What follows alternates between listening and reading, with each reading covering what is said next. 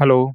Hello students, welcome to our economical class series. In this class, we will discuss about our new topic of economy, which is history of banking in India. As according to the World Report, India is the third largest strong banking economy in the world. So, banking system of India was started during the time of British, but we cannot say that banking was the part of our ancient history also. If we are discussing about the Chanakya's book, in Chanakya book Arthashastra, it is also explained that during the time of Mauryan Empire, there was a banking system. So the proper system was started by the British, no doubt. But in India, there was a banking system during the time of Mauryan Empire. It was clearly mentioned in the book of Chanakya that the rate of interest was set 6% at that time. So in this class, we will also have to discuss about the what was the banking system in India, how banking system started, what was the major reason of banking in India. So the history of banking in India is vast and deeply intertwined with the country's economical and social development. As we all know, banking system is very important for the country's economically and social development also. Also, during the time of Gupta period, there was a banking system in India, which is mentioned in different type of literature also. So let's start our today's topic. First, we have to understand the banking system in ancient India and medieval period. Also, banking system is tracked back to the Vedic period around 2000 BC to 1400 BC. As we all know that during the time of or in between time of 2000 BC to 1400 BC, Aryans was ruling in India, and the Aryans was the or Vedic age. This period was known as the Vedic period. So in Vedas, especially in Rig Veda, it is mentioned that there was a banking system in India. So banking system was as old as Vedas are old in India. Clear? Where reference to money lending and interest are found in ancient sculptures like Rig Veda and all. Also, there is a term used in Rig Veda known as guild for the interest rate, and Sreni emerged as the informal financial institute. So, during the time of Vedas, Sreni was the informal financial institute through which people can lend money and people will pay the guild. Guild means the rate of interest. Clear?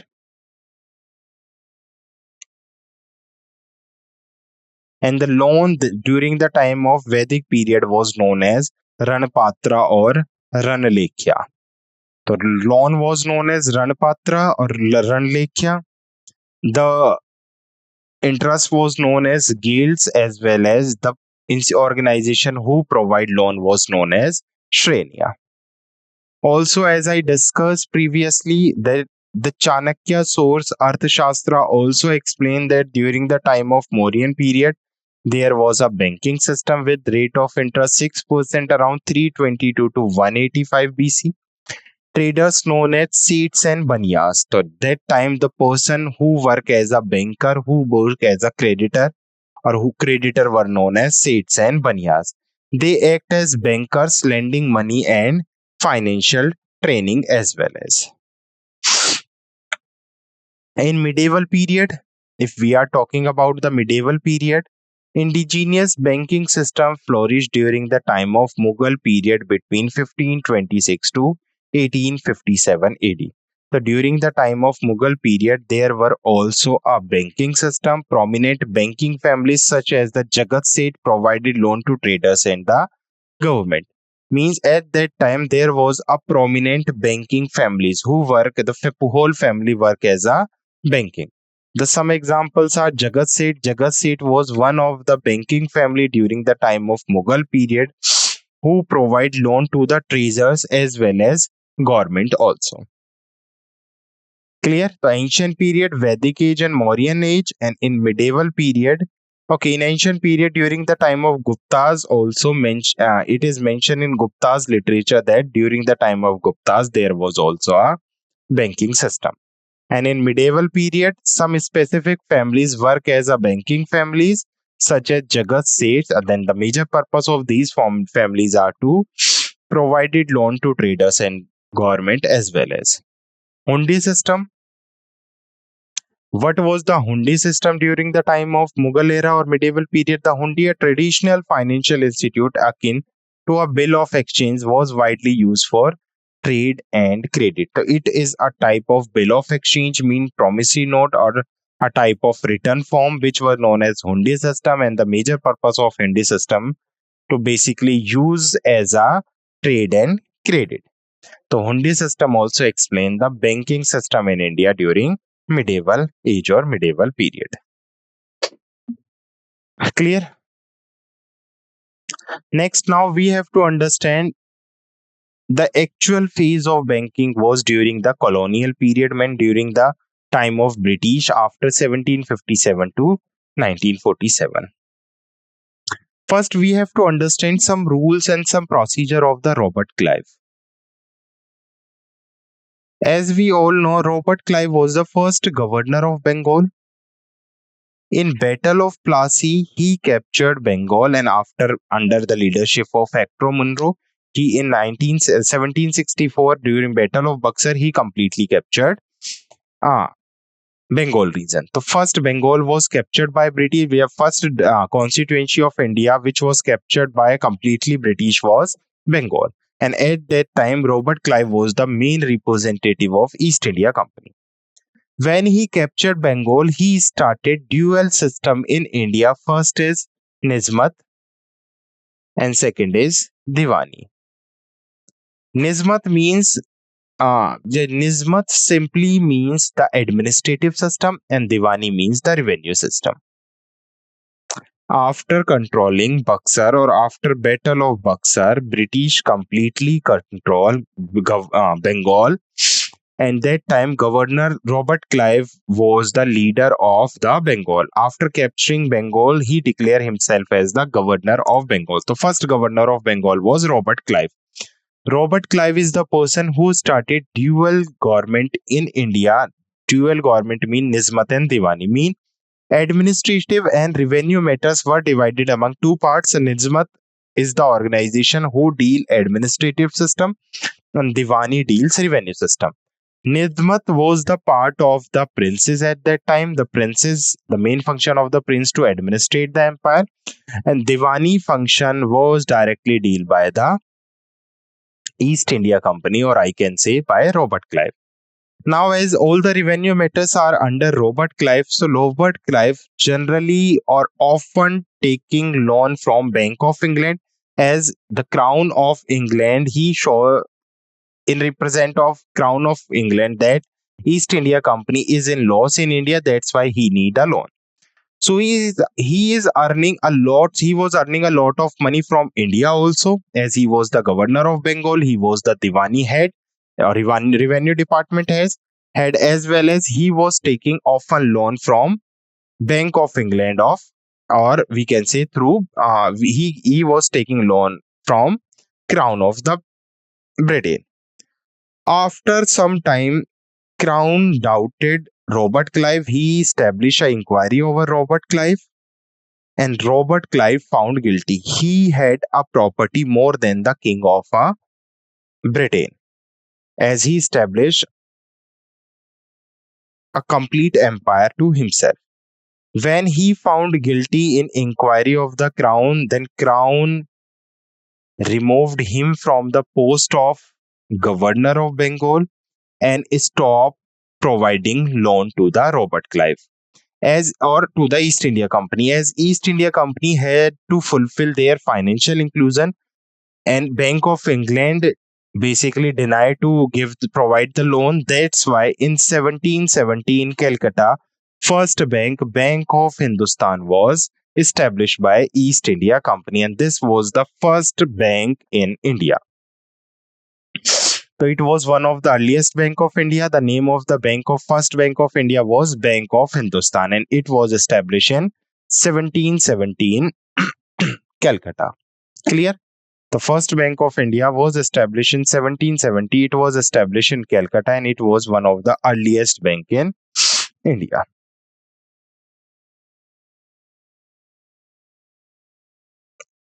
Then at later this in 1786 another bank was established known as General Bank of India.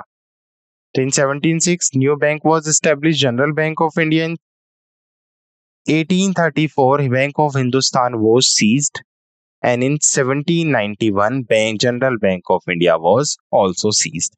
The two bank, first Bank of Hindustan in 1770 which was seized in 1834 and General Bank of India which was seized in 1791.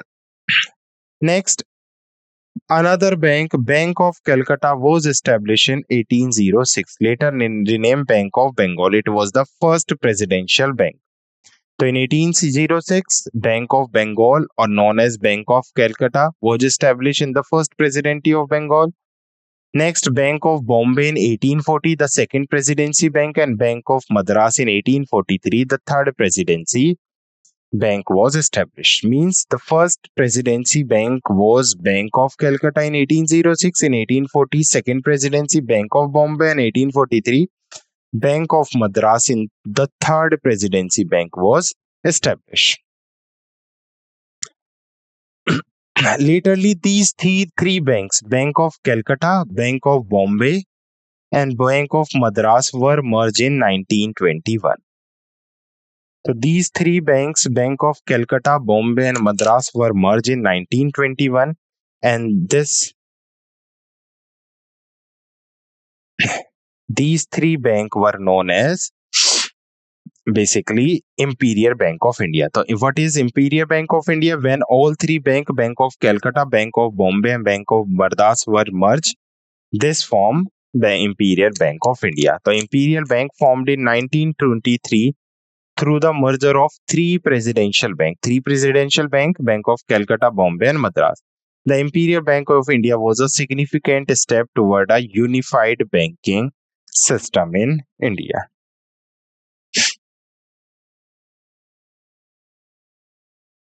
Let's move to post-independent era, 1947. First nationalization of bank. Majorly in India, the nationalization of bank were done into two major phases. In 1969, where 16 major bank were merged or were nationalized, and in 1980, where 6 more bank were nationalized. So the nationalization process in India were done into two major phases. In 1969, 14 banks, and in 1980, 6 banks were nationalized in India. Before the nationalization of India, we also have to discuss the formation of State Bank of India in India. As we all know that in 1921, after the merger of three presidential banks, the Imperial Bank were formed. And in 1955, the Imperial Bank of India was nationalized. When it was nationalized, it was renamed as the State Bank of India and becoming the largest public sector bank in the country. At present or as of now also, State Bank of India is the largest public sector bank in the country. Clear?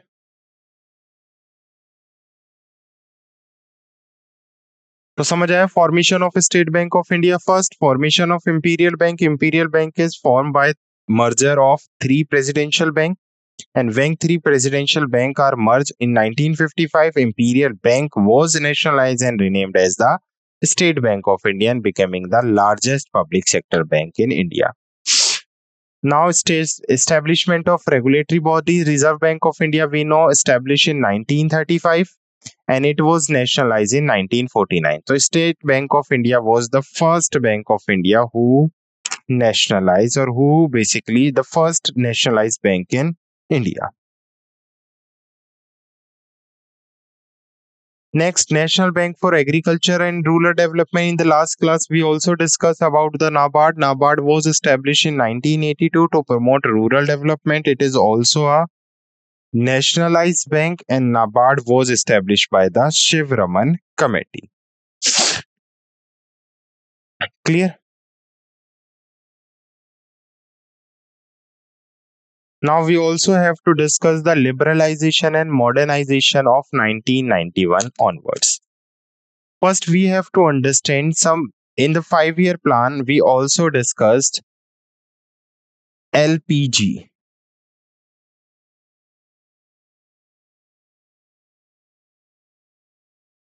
What is LPG? Liberalization, privatization, and globalization. We have to understand that between 1989 to 1992, the Indian financial condition were very worst.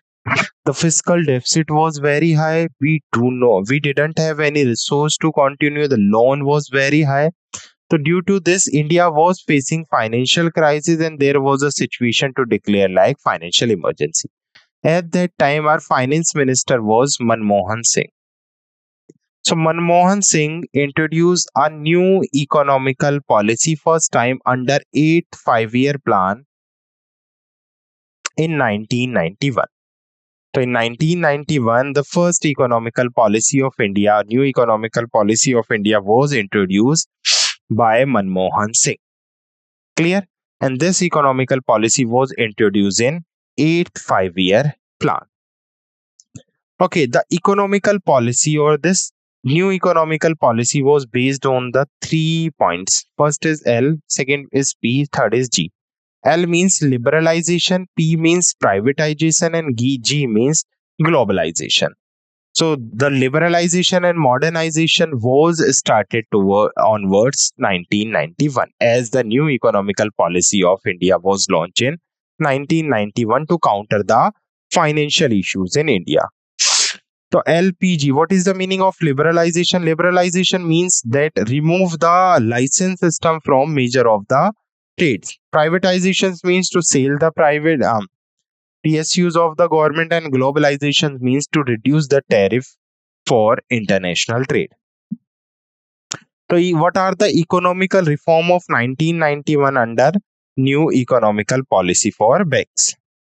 The liberalization of Indian economy, as I discussed, lead to the entry of private and foreigner banks. Liberalization means before this, there was a tough procedure to start a startup, and now in liberalization, government liberalize some policies as well as some methods. Government, a part of liquor and medicine, government removed the license system, and due to this, major the entry of the private and foreigner banks started in Indian economy, and that's increasing competition and improving services in India. Clear? Next, technological advancements, and we all know technologies generally advance our system.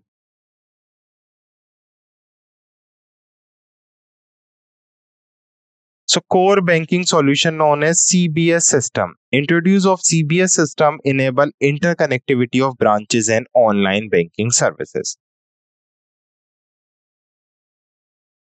Second is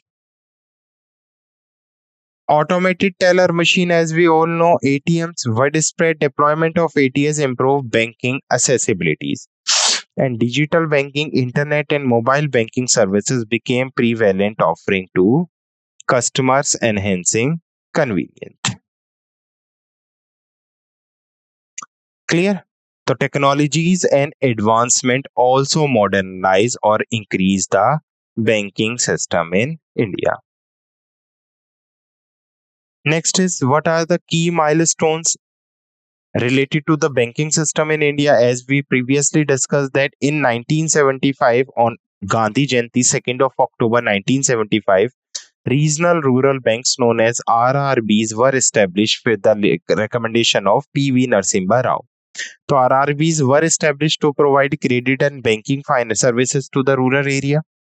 What are RRBs? Those particular regional rural banks which work to develop a particular region of rural area.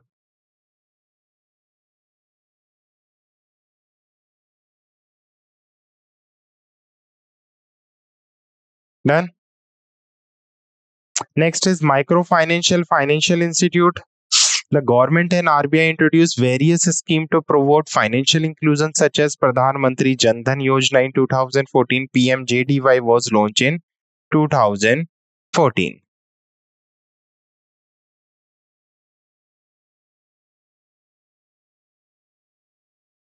Introducing of payment bank in 2015, government also introduced 14-15 small payment bank or PTM, small financial bank, which help to basically increase the financial inclusion. So RBI issues license for payment bank to enhance financial inclusion, focusing on small savings accounts and payment remittance services acts.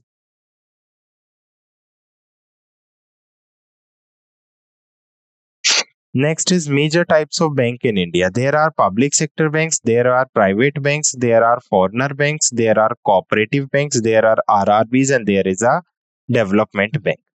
So what are public sector banks? Including bank where majority stakes is held by Government of India, such as SBI and Bank of Baroda. In simple language, all the government banks are known as private, public sector banks. Private sector banks, all the private banks mean where majority stakes are held by the private entities are known as private sector banks, like HDFC and ICICI Bank. Foreigner banks, bank like Citibank and HSBC operating as branch of international banks.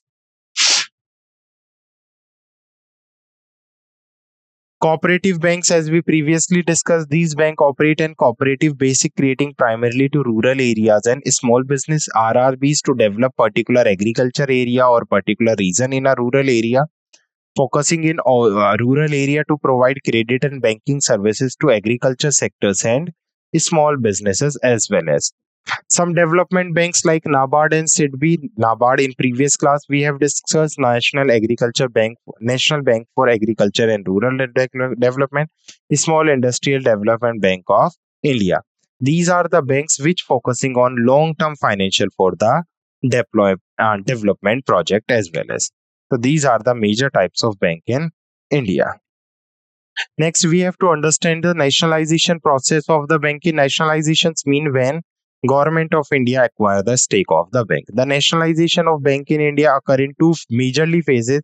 The primary object was to ensure a wider spread of banking facilities, particularly in rural areas, and to control the commanding heights of the economy by channeling credit to sectors in the line with national priorities. So here we have to discuss nationalization bank the nationalization of bank, and the first phase was started 1969, where 14 major national bank were nationalized. So on specifically 19th of July 1969, under fourth 5-year plan, it is also important that in which 5-year plan the 14 national bank were nationalized. In 1969 to 1974, there was a fourth 5-year plan, and under fourth 5-year plan, the Government of India nationalized 14 major private sector banks. These banks were chosen based on their size and influence, as well as the criteria for nationalization included bank with deposit of over 50 crore rupees. So on the basis of the size and the influence, as well as on the basis of the deposit mean minimum 50 crore rupees or over 50 crore rupees, the government has chosen bank to convert into private to national bank. Clear? So in fourth 5-year plan in 1969, 14 major bank in 19th of July 1969 were nationalized, and this is the only time when these the banks in bulk are nationalized. These 40 banks includes Allahabad Bank. What were the 14 banks which were nationalized in 1969? The first bank was Allahabad Bank. Bank of Baroda was nationalized. Bank of India was nationalized. Bank of Maharashtra was nationalized. Central Bank of India was nationalized. Canara Bank nationalized. Dena Bank nationalized, and Indian Bank also nationalized. Here you can see now Dena Bank is merged with Bank of Baroda. So there are two banks, Vijaya Bank and Dena Bank, which is recently merged with Bank of Baroda. तो in 1969 Allahabad Bank, Bank of Baroda, Bank of India, Bank of Maharashtra, Central Bank of India, Canara Bank, Dena Bank and Indian Bank were nationalized. Also Indian Overseas Bank were also nationalized. Punjab National Bank was nationalized in 1969. Syndicate Bank now merged with Canara Bank in during the time of COVID. Syndicate Bank merged with the Canara Bank. So as of now, Syndicate Bank is not any type of bank. It is merged with Canara Bank. So Syndicate Bank also nationalized. Union Bank of India, United Bank of India. Recently, United Bank of India is also merged with Punjab National Bank, and UCO Bank were nationalized. So these were major 14 banks: Allahabad, Baroda, Bank of India, Bank of Maharashtra, Central Bank of India, Canara Bank, Dena Bank, and Indian Bank, Indian Overseas Bank, PNB, Syndicate, Union Bank of India, United Bank of India, and UCO Bank, who basically became nationalized in 1969. And we have also discussed three major banks like Dena Bank is merged with Bank of Baroda, Syndicate, Canara, and United Bank of India merged with PNB. Clear? Now there is a second phase of nationalization which was done in 1980. In 1980, there were six more private sector banks which was merged on 15th of April 1980 on the base of the deposit of 200 crore. Previously, 1969 on the deposit of 50 crore, and in this phase 1980 on the basis of deposit of 200 crore. This was during the time of sixth 5-year plan. So these banks were nationalized under sixth 5-year plan. These six banks are Andhra Bank, Corporation Bank, New Bank. First, we have to discuss the name, then we will also discuss the merger. New Bank of India, Oriental Bank of Commerce, Punjab and Sindh Bank, and Vijay Bank. A part of Punjab and Sindh Bank, all the banks are merged with another bank. Now, recently, Andhra Bank is merged with the Union Bank of India. Cooperative Bank is merged with the Union Bank of India. New Bank of India is merged with the Punjab National Bank in 1993 at that time. Oriental Bank of Commerce now merged with the Punjab National Bank. And Vijaya Bank and Sindh Bank, as I told you, merged with the Bank of Baroda. Clear? Now further consolidation of the bank 2017 to 20. In addition to about two major phases, the government of India has continued to consolidate the public sector bank space to create stronger and more efficient. This consolidation process involves merging several nationalization bank. Merger. In 2017, State Bank of India merged with its 5 associated banks: State Bank of Bikaner in Jaipur, State Bank of Hyderabad, State Bank of Mysore, State Bank of Patiala, and State Bank of Travancore and Bharatiya Mahila Bank.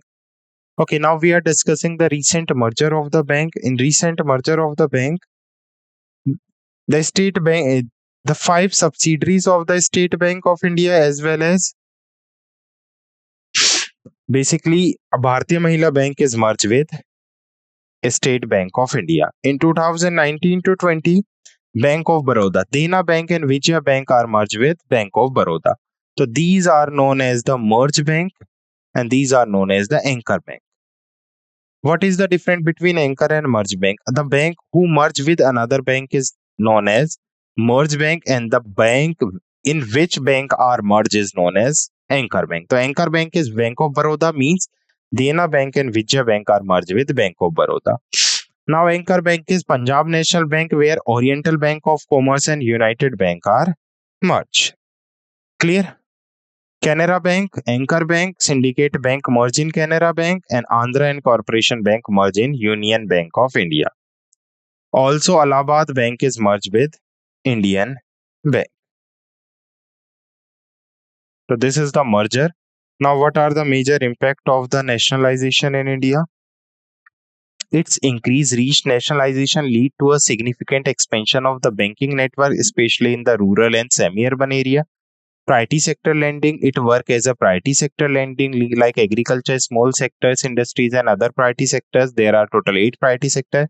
It also fulfill the financial inclusion, improved access to banking services, for the masses, leading to great financial inclusion, also economical growth. Clear? So these are the topics we have discussed. The history of in this class we have discussed the history of banking in India, as well as we have also discussed the merger and the nationalization of banks in India. So I hope you understand this session. Thank you.